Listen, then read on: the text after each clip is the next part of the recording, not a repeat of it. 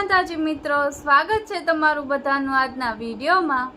માતાજીના ચૂંદડીનો પાલો પકડી રાખવાથી શું થાય તે વાત ઉપર માતાજી આજના પ્રવચનમાં શું કીધું છે તે આપણે આજે જોવાનું છે। તો ચલો શરૂ કરીએ આજનો વિડીયો। જય ખુખાર માં મેલડી।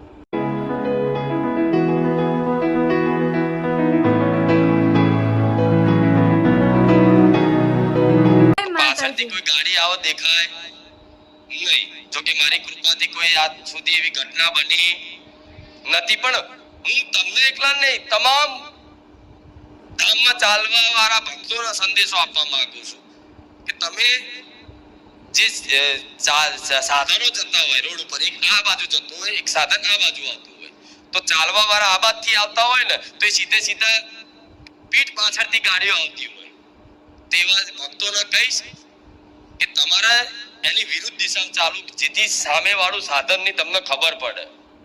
સાચું ખોટું?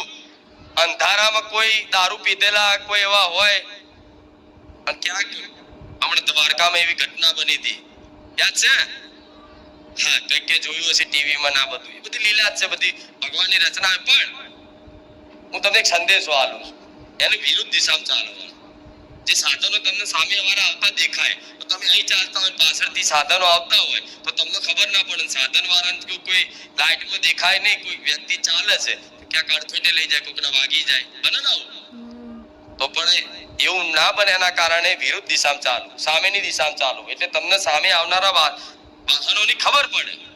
સમજ્યા? આ મારે કહેવું હતું એટલે આ કીધું। બીજી વસ્તુ, ઘરેથી નીકળો એટલે રેડિયમ વાળું જેકેટ ના બધું મળતું હોય છે, એની કિંમત તો હોતી નહીં, 70-80 રૂપિયા મળતું હોય છે, ના હોય તો મારા ધામમાંથી તમને એમને વાલી લઈ જજો ચાલવા આવવું હોય તો જેથી લાઈટ ખબર પડે। અમારા સેવકો જો રેડિયમ વાળું પહેર્યું હશે, જોયું હશે તમે પાર્કિંગમાં ને બધે, કે ચમકે રાતે લાઈટમાં ચમકે તો દૂરથી ખબર પડે કે કોઈ ચાલતું આવે છે, થાય કે નહીં?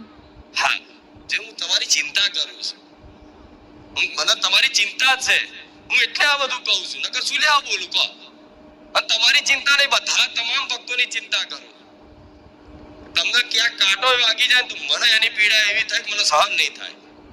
સાચું ખોટું? સાચું માં। પગલે પગલે તો મારા ભક્તોનો હર હંમેશા હું ધ્યાન રાખું છું, પણ ક્યાંક ભૂલથી કાંટો વાગી જાય તો મને માતાને ખૂબ પીડા થાય છે।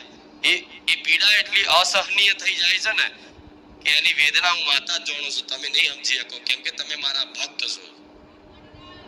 કેવું? તમે મારા ભક્ત છો, તમે મને માં કીધી છે, તો માં કોને કહેવાના? દીકરાને છે તકલીફ પડે ને માનું હૃદય કદાચ દુખી થઈ જાય, એ દીકરાની પીડા એની માના અનુભવ થાય, એ પ્રેમ છે। તો મારા ભક્તોને ખૂબ પ્રેમ કરું છું, એના માટે આવો મને પીડાનો અહેસાસ થાય। તમને તરસ લાગી હોય, મને માતાને તરસ લાગે, શું માનો છો તમે? કેમ કે તમે મને માં કીધી છે, તમે મારા ભક્ત બન્યા છે, તમે મને રાત દાડો યાદ કરો છો, હું નહીં જોડતી? રાત દાડો બસ મને જ યાદ કરો છો, હું નહીં જોડતી? તો તમારી ચિંતા મને છે એટલે હું તમારી આટલી બધી સંભાળ રાખવાની વાત કરું છું। ધીરે મારા ધામમાં સંખ્યાઓ વધતી જાય છે, ચાલવા આવવા વાળાની, માનતા કરવા વાળાની, માનતા લેવા વાળાની, પ્રવચન સાંભળવા વાળાની દર રવિવાર વધતી પ્રમાણનું છે, એ જ પ્રમાણના ભક્તો લાવી દઉં છું। નહીં તો એક જ હંગાત બધા ભાવિકોને ભેગા કરું ને તો શું થાય કહો? એકબીજાના માથા ઉપર બેહો થાય કે નહીં? હા માં। પેલા બાથરૂમ ની એની વ્યવસ્થા નથી, તો તમારા માટે નથી થાય એવી વ્યવસ્થા, છતાંય ત્યાં આવતા રવિવાર સુધી એ વ્યવસ્થા થઈ જશે। ચિંતા છે મને, તમારી ચિંતા છે, કેમ કે આપણી આ પોતાની જગ્યા નહીં એટલે, નહીં તો હું તો એ આખી ધર્મશાળા ઊભી કરતો, મારા ભક્તો નીચે ના ઊંઘાડું। રામ મારા ભક્તો નીચે ઊંઘાડું નહીં, મારા ભક્તો ઠંડી લાગવા દઉં નહીં, હું એવી માતા છું, છો ઓળખો તમે? મારા ભક્તો ચાલતા હોય તો પગ દબાવવા માટે મારી વસ્તીને, મારા સેવકોને બધાને બેહાડ્યા, બેહો અને બેઠાય, જે ના બેઠા હજુ હોબળતા તો જઈ આવજો, નહીં તો એક દાડો બધું સેવા મુકાવડાય, સ્પેશિયલ રવિવાર પગ દબાવડાવવા મોકલીશ। હા, મારી વસ્તીની વાસણ ધોવા મોકલું છું, વસ્તીની વાત જુદી, મારા દીકરાને વાસણ ધોવડાવું છું. ઘેર તમારા ભક્તોને ખાધેલી ડીશ હોય ને એ ઘેર પટેલ મંગાય, ઘેર ધોઈ નાખે. આ રવિવારના મંગાઈ તમે ભૂલી ગયા. પટેલ કામ આવ્યો છે એટલે હમણાં ભૂલી ગયા છે લાગે.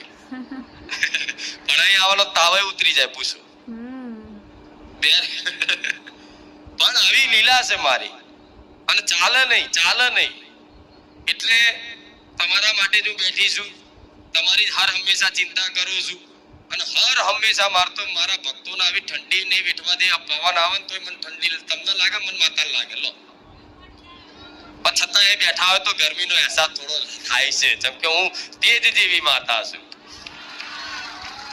સાચું ખોટું? હા, ભાઈ તમારા મોબાઈલ ના નેટવર્ક જતા રહ્યા છે, બધા ટાવર કપાઈ જાય છે, તમારું 3G 4G 5G બધું બંધ. અહીં તો ખાલી રામજી નું નેટવર્ક પકડાય છે. ના 3G ના 4G ના 5G, ઓન્લી રામજી. એટલે પછી બંધ જ થઈ જાય ને.